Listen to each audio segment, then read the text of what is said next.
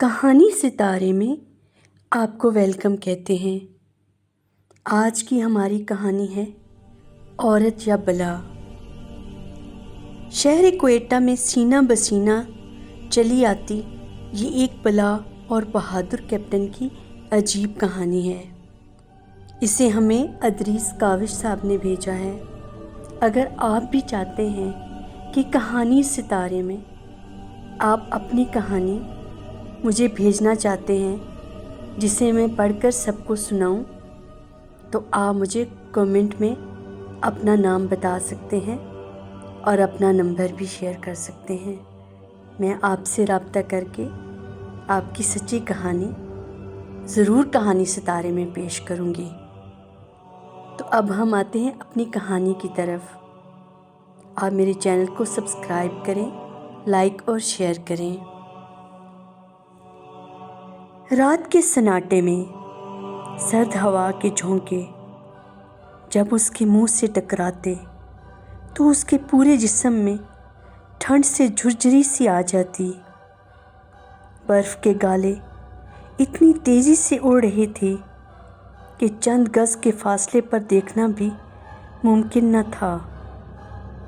ہاتھ میں پکڑی لاٹھی پر اس کی گرفت جیسے جم گئی تھی اور برف پر چلتے ہوئے اسے اپنے ہی قدموں کی چاپ ایسے لگ رہی تھی جیسے کوئی اور بھی ساتھ چل رہا ہو، مگر وہ شخص شاید اس سارے ماحول کا عادی تھا۔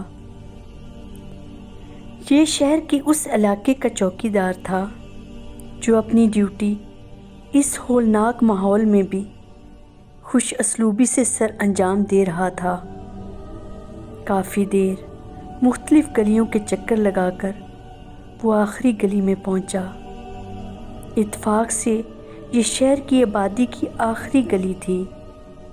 اس کے بعد ایک بہت بڑا ویران میدان تھا جو اس وقت برف کی چادر سے ڈھکا ہوا تھا۔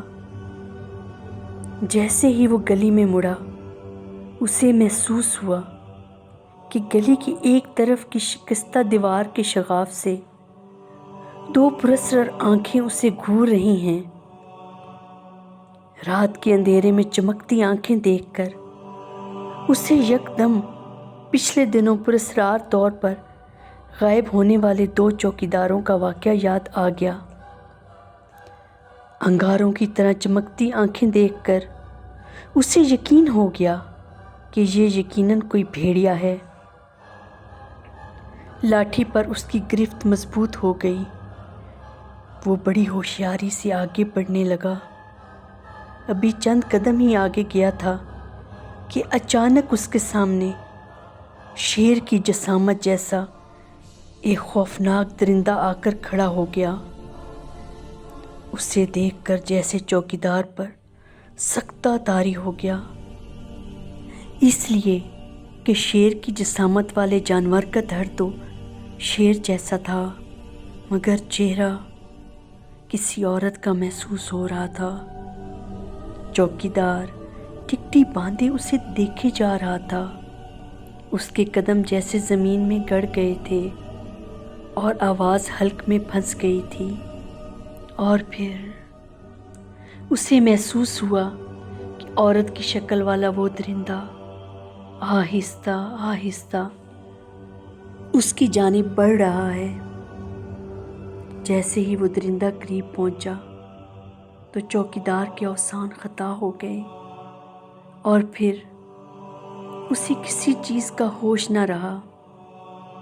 صبح ہوتے ہی محلے والوں نے دیکھا کہ برف کی چادر پر ایک مقام تک کسی انسان اور چوپائے کے قدموں کے نشانات کے ساتھ کافی دور تک ایسے نشان تھے جیسے کسی کو گھسیٹ کر لے جایا گیا ہو، اور پھر یکدم چوپائے کے قدموں کے نشان ہی رہ گئے تھے جو پہاڑوں کی جانب 8-10 فرلانگ تک نظر آتے رہے اور پھر یکدم غائب ہو گئے۔ شاید پہاڑوں سے ٹکراتے تیز ہوا کے جکھڑوں کی وجہ سے اڑتی برف نے قدموں کے نشانات مٹا دیے تھے۔ یہ خبر جنگل کی آگ کی طرح شہر بھر میں پھیل چکی تھی کہ رات ایک اور چوکیدار غائب ہو گیا ہے اور اسے بھی کوئی جانور اٹھا کر لے گیا ہے۔ اب اس طرح کے 3 واقعات ہو چکے تھے، مگر حیرت انگیز طور پر غائب ہونے والے تینوں انسانوں کا نام و نشان تک نہیں ملا تھا، اور یہی اسرار پوشیدہ تھا کہ اگر کوئی جانور چوکیداروں کو اٹھا کر لے جاتا تھا تو یقیناً ان کو چیر پھاڑ دیتا ہوگا۔ تو اس صورت میں کہیں خون کے نشان یا غائب ہونے والوں کے مردہ جسم تو ملنے چاہیے تھے۔ قصہ مختصر، اس بات سے پورے شہر میں خوف کی فضا طاری تھی۔ ہر شخص شام ہوتے ہی گھر کا رخ کر لیتا تھا، اور یہ چھوٹا سا شہر شام ڈھلتے ہی ویران ہو جاتا تھا۔ شہر کوئٹہ کی آبادی زیادہ نہیں تھی، رقبہ بھی محدود تھا۔ یہ انگریز کا دور تھا۔ یہ چھوٹا سا خوبصورت شہر انگریز سرکار نے ہی آباد کیا تھا۔ یہ وہ زمانہ تھا جب کوئٹہ شہر میں بہت سردی ہوا کرتی تھی، اور 3-4 مہینے مسلسل برف باری کی وجہ سے چاروں جانب پہاڑوں سے گھرا یہ شہر شدید ٹھنڈ کی لپیٹ میں رہتا تھا۔ یہاں کوئی مردار کے دامن میں واقع کلی کیمپ انگریز سرکار کی فوجی چھاونی کا اہم مقام تھا۔ اس کی ایک جانب پہاڑ دیوار کی طرح کھڑا تھا، اور دوسری جانب طویل میدان پھیلا ہوا تھا۔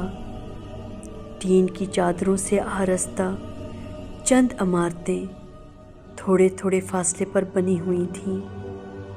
انہی دنوں جب شہر میں یہ بات مشہور ہو چکی تھی کہ عورت کی شکل والا درندہ لوگوں کو اٹھا کر لے جاتا ہے، لوگوں نے اس درندے کا نام مم رکھ دیا تھا۔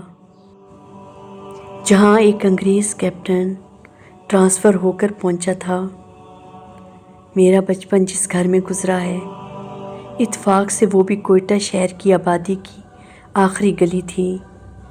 گلی میں ایک جانب 3 بڑے بڑے گھروں کی قطار تھی، اور دوسری جانب مٹی اور گارے سے بنی دیوار تعمیر کی گئی تھی، جس کے ساتھ اسلامیہ اسکول کا بڑا سا میدان تھا۔ اس کے بعد اسکول کی عمارت تھی۔ اس کے آگے طویل رقبے پر پھیلا ہوا باغ تھا، جسے مالی باغ کہا کرتے تھے۔ مالی باغ سے کوہ مردار تک چھوٹے بڑے پتھریلے ٹیلوں سے بھرا وسیع میدان تھا۔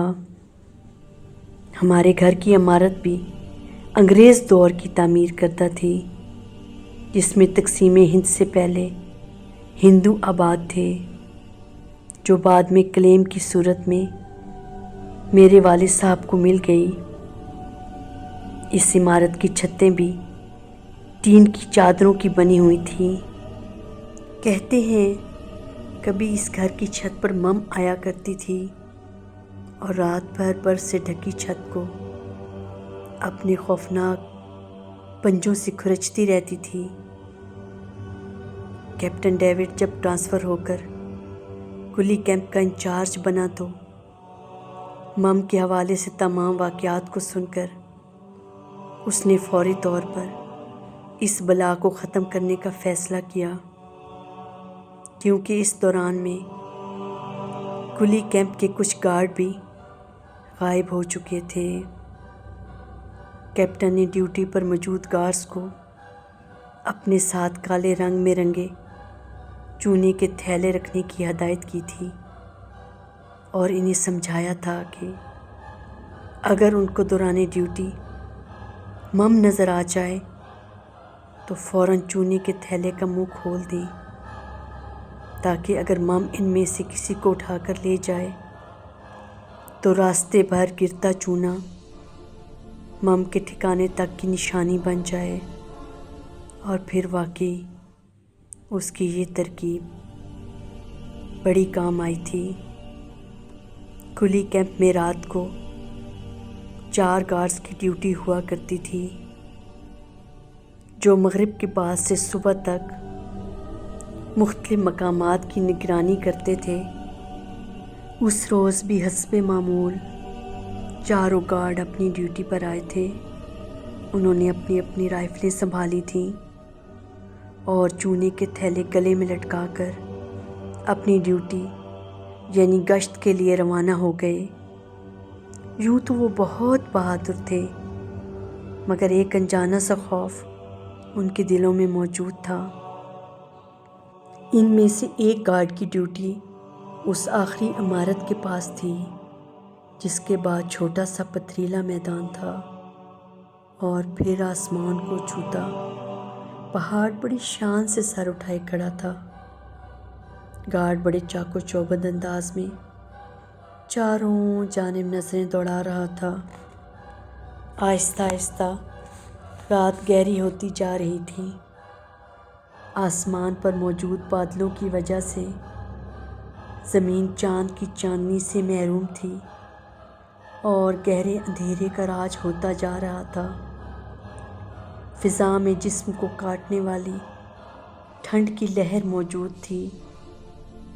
یوں تو موسم خشک تھا، مگر ایک روز قبل پڑنے والی برف حد نظر تک نظر آ رہی تھی۔ پہاڑوں سے ٹکرا کر آنے والی ہواؤں کی خوفناک آواز رات کے سناٹے میں مزید پرسراریت اور خوف پیدا کر رہی تھی۔ ایسے میں گارڈز گائے بگائے سیٹی پہ جا کر ایک دوسرے کو ہوشیار کر رہے تھے، یا پھر شاید اپنی اپنی موجودگی کا سگنل دے رہے تھے۔ یہ سلسلہ یوں ہی جاری تھا۔ اس وقت آخری عمارت کا گارڈ رائفل کو رکھ کر ایک پتھر کے پاس کھڑا ہو کر سگریٹ سلگانے کی کوشش کر رہا تھا، مگر تیز ہوا کی جھونکوں کی وجہ سے ماچس کی تیلی فوراً بجھ جاتی تھی۔ آخر کار 4-5 ماچس کی تیلیوں کو ضائع کر کے گارڈ سگریٹ سلگانے میں کامیاب ہو ہی گیا۔ ابھی اس نے 2-4 کش ہی لیے تھے کہ اسے ایک عجیب سی بو کے ساتھ آہٹ محسوس ہوئی۔ گارڈ نے جلدی سے اپنی رائفل اٹھائی اور چونکتے انداز میں چاروں جانب دیکھنے لگا۔ اب کسی آہٹ کی آواز تو نہیں تھی، مگر فضا میں عجیب سی بو بڑھتی جا رہی تھی۔ گارڈ آنکھیں پھاڑ پھاڑ کر چاروں جانب دیکھنے کی کوشش کر رہا تھا، اور پھر اسے وہ بو بالکل اپنے بہت قریب محسوس ہوئی۔ ابھی وہ اس کیفیت کو سمجھنے بھی نہیں پایا تھا کہ وہ بلا مم اس کے سامنے تھی، اور اس نے گارڈ کو اتنی زور کا ہاتھ مارا تھا کہ اس کی رائفل دور جا گری تھی۔ وہ خود بھی لڑکھڑا کر گر گیا تھا۔ اس کے گرنے سے چونے کے تھیلے کا منہ بھی کھل گیا تھا۔ اب مم اپنی پرسرار بو کے ساتھ گارڈ کے سر پر موجود تھی۔ اس وقت دور سے دوسرے گارڈ کی سیٹی کی آواز تو آ رہی تھی، مگر یہ گارڈ جوابی سیٹی بجانے سے اس لیے قاصر تھا کہ مم کو اپنے اتنے قریب دیکھ کر اس کے ہوش اڑ گئے تھے اور وہ زمین پر ساکت پڑا تھا۔ صبح ہوتے ہی ہر طرف ایک کھلبلی مچی ہوئی تھی کہ کلی کیمپ کا ایک اور گارڈ غائب ہو چکا تھا۔ انگریز کیپٹن گارڈ کے غائب ہونے کی خبر سن کر جائے وقوع پر پہنچ چکا تھا۔ اب ایک ایسی ٹیم تشکیل دی جا رہی تھی جو انگریز کیپٹن کی سربراہی میں مم کے برف پر موجود قدموں کے نشان اور کالے چونے کی لکیر کے ساتھ ساتھ بڑے چوکنے انداز میں پہاڑوں کی جانب رواں دواں تھی۔ پہاڑ کے قریب جا کر وہ نشان بلندی کی جانب جاتے نظر آئے۔ دشوار گزار رستے پر سنگلاخ چٹانوں کے درمیان سے یہ ٹیم گزرتی ہوئی بلندی کی جانب چڑھ رہی تھی، اور پھر کافی اوپر بلندی پر جا کر تھوڑی سی کھلی جگہ نظر آئی، اور وہاں ایک غار کے قریب یہ نشان غائب ہو گئے۔ گویا مم کی غار میں موجودگی کی جانب اشارہ مل گیا تھا۔